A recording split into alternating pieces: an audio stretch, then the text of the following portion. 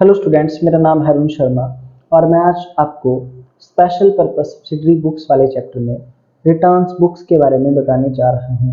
Returns books are those books in which the goods return to the supplier and goods return by the customers are recorded. देखिए, जो goods supplier को हमने वापस की है, business ने वापस की है, और जो गुड्स कस्टमर ने बिजनेस को वापस की है, वो गुड्स जो है वो रिटर्न बुक्स में रिकॉर्ड की जाती है गुड्स।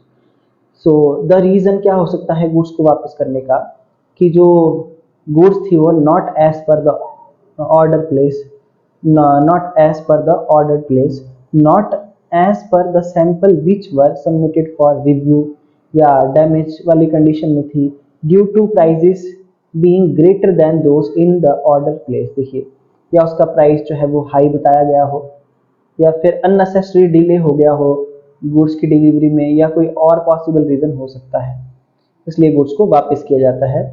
सो जो रिटर्न बुक होती है वो दो टाइप की है, एक है परचेज रिटर्न और दूसरी है सेल रिटर्न।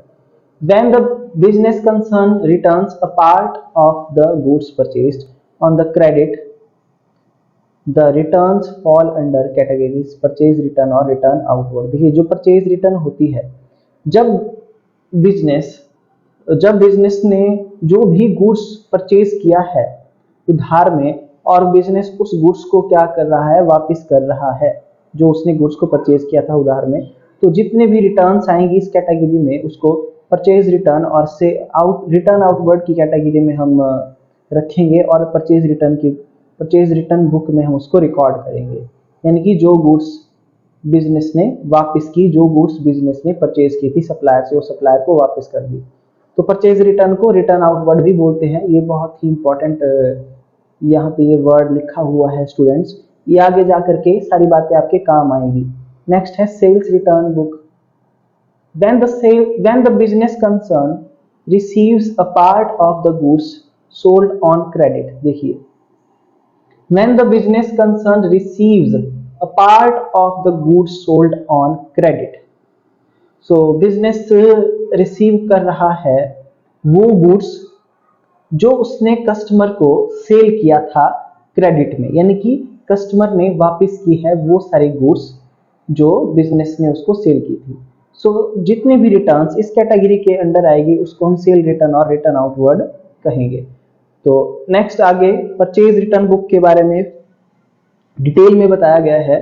देखिए, द परचेजेस रिटर्न जर्नल और return outward book is used to record all returns of goods by the business to the supplier। देखिए, the purchases return journal इसका जो नाम है, या फिर रिटर्न आउटवर्ड बुक इसको हम बोलते हैं, इसका इस्तेमाल हम क्यों करते हैं, जितने भी गुड्स बिजनेस ने सप्लायर को वापस की है उन सब की रिकॉर्डिंग के लिए इसको यूज किया जाता है। The entries in the purchase return book are usually made on the basis of a debit note। जो भी एंट्री हम इसमें मतलब पास करेंगे वो डेबिट नोट के बेस पे करेंगे। इशू टू द सप्लायर, जो इशू किया जाएगा सप्लायर को, we call it debit note because the party supplier account is debited. क्योंकि जो पार्टी होती है, सप्लायर होता है, उसके अकाउंट को डेबिट किया जाता है इस नोट में। द परफॉर्मा जो फॉर्मेट है परचेज रिटर्न बुक का वो दिखाया गया है। सो स्टूडेंट्स, जो परचेज रिटर्न बुक होती है उसके लिए डेबिट नोट का इस्तेमाल किया जाता है। जो डेबिट नोट होता है वो परचेज रिटर्न के लिए यूज होता है। तो नीचे देख सकते हैं आप, इसका ये फॉर्मेट है। Date particulars, debit note number, ledger folio, details, cost, फिर बाकी input C GST, SGST, IGST होगा तो उसको भी ऐड किया जाएगा, टोटल अमाउंट यहाँ पे लिखा जाएगा। सो यहाँ पे दिखाया गया है कि the columns in this book are similar to the purchase book except the debit note number। देखिए, यहाँ पे एक डेबिट नोट नंबर एक कॉलम है, जबकि परचेज बुक में इनवॉइस नंबर होता है। Debit note represent note sent to the supplier for the value goods return by the business. Debit note क्या रिप्रेजेंट करता है, डेबिट नोट रिप्रेजेंट करता है कि नोट जो है वो सेंड कर दिया गया है सप्लायर को जितने की गुड्स बिजनेस ने वापस की है सप्लायर को। तो ऐसा डेबिट नोट नंबर से हमको पता चलता है। In the debit note number column the debit note number is recorded, जो भी डेबिट नोट नंबर होगा उसको यहाँ पे लिखा जाएगा। In fact debit note number column is a replacement of invoice number column. जैसे कि मैंने आपको बताया, जो परचेज बुक होती है उसमें इनवॉइस नंबर होता है, इनवॉइस नंबर का कॉलम होता है, पर परचेज रिटर्न बुक में डेबिट नोट नंबर जो है वो दिखाया जाता है।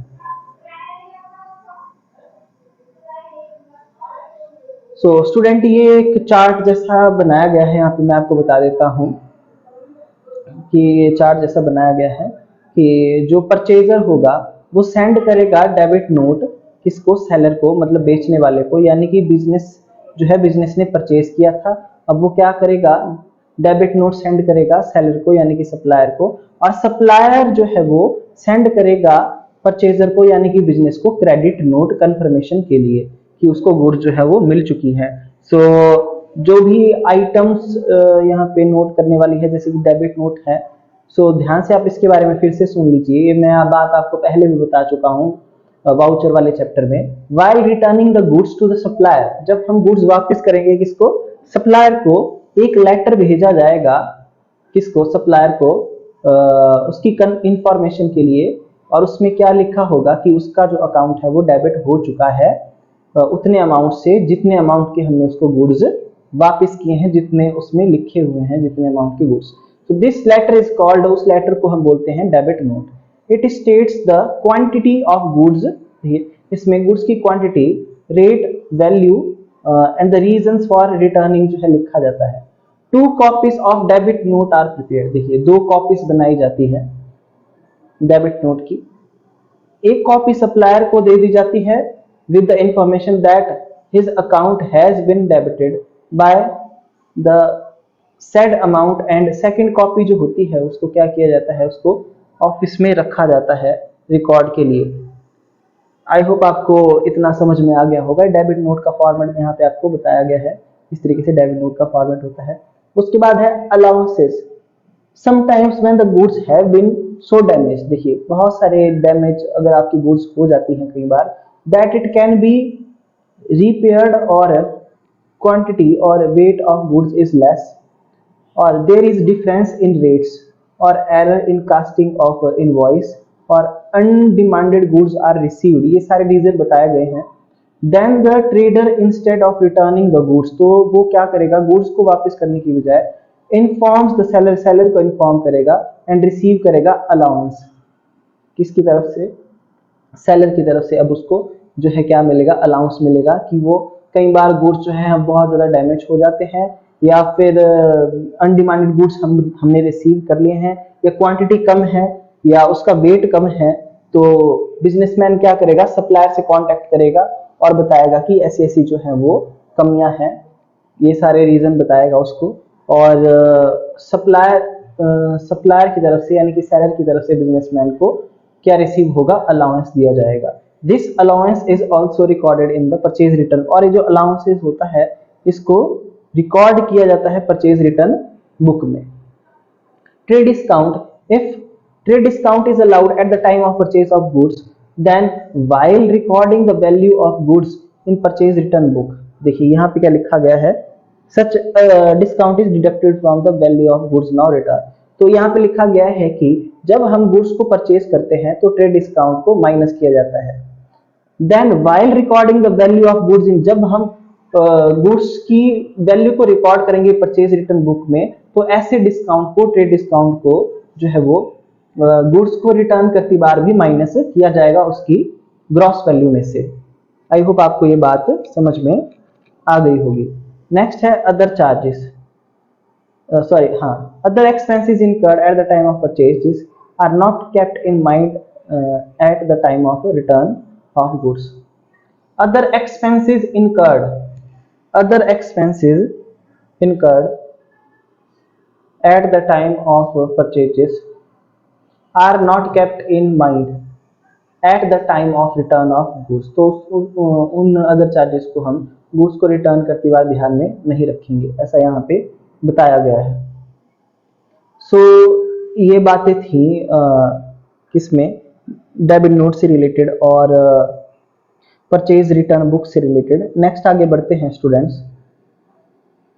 नेक्स्ट है लेजर पोस्टिंग, कि परचेज रिटर्न बुक से लेजर पोस्टिंग कैसे की जाती है। देखिए, दो अकाउंट में पोस्टिंग की जाती है। पहला है पर्सनल अकाउंट के थ्रू, मतलब पोस्टिंग जो है पर्सनल अकाउंट में, और posting in purchase return account में। Supplier to whom goods are return, देखिए जिस सप्लायर को गुड्स वापस किए गए हैं, their personal account are debited, उसका पर्सनल अकाउंट हम बनाएंगे सप्लायर अकाउंट, और उसकी डेबिट साइड में रिकॉर्डिंग करेंगे to purchase return account, to purchase return account. जैसे कि यहाँ पे बताया गया है, जैसे कि आनंद अकाउंट है, ये सप्लायर का अकाउंट है, तो यहाँ पे हमने टू परचेज रिटर्न अकाउंट लिखा है, से 10,000 के गुड्स वापस किए और इसके ऊपर जीएसटी भी लगाया गया था, तो उसको भी रिकॉर्ड किया गया है। आई होप आपको जो है समझ में आ गया होगा, इस तरीके से लिखा जाएगा।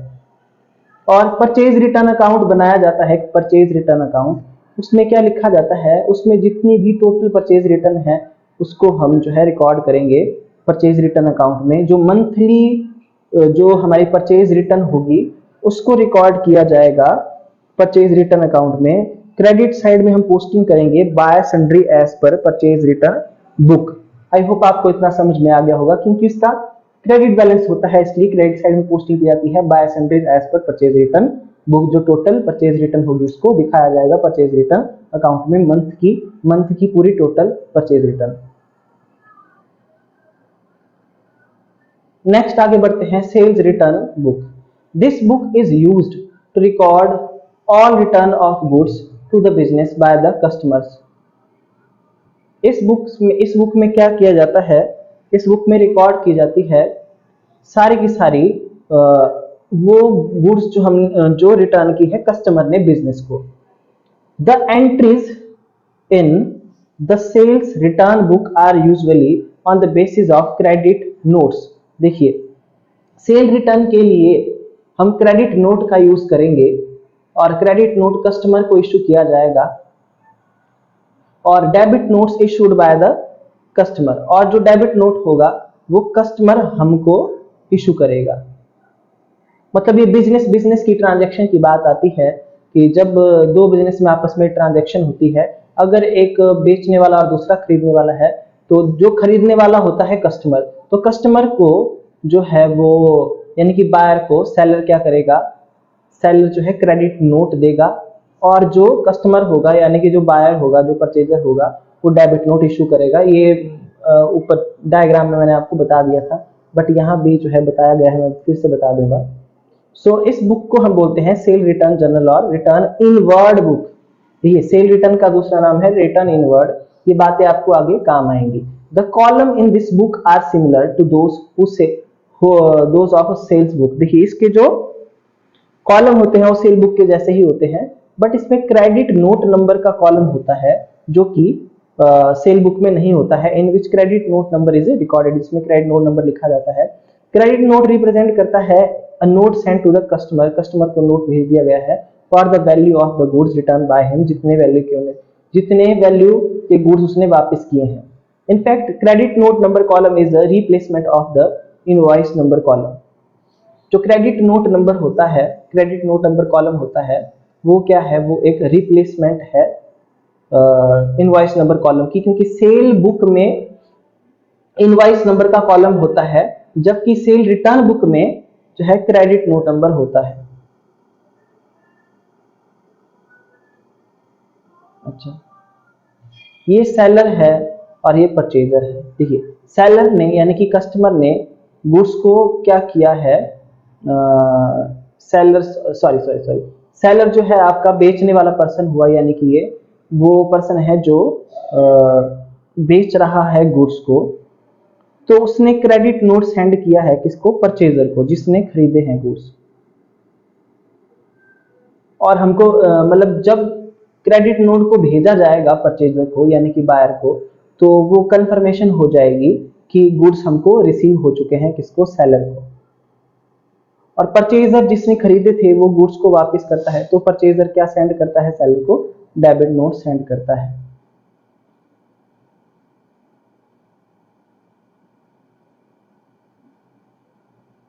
देखिए, सेलर जो है वो क्रेडिट नोट भेजेगा परचेजर को, और परचेजर जो है वो क्या सेंड करेगा सेलर को, डेबिट नोट। तो इस तरीके से ये प्रोसेस चलता है और इस बात को यहाँ पे जो है वो एक्सप्लेन कर दिया है मैंने, यहाँ पे लिखा हुआ है स्टूडेंट्स, बात मैं एक्सप्लेन कर चुका हूँ।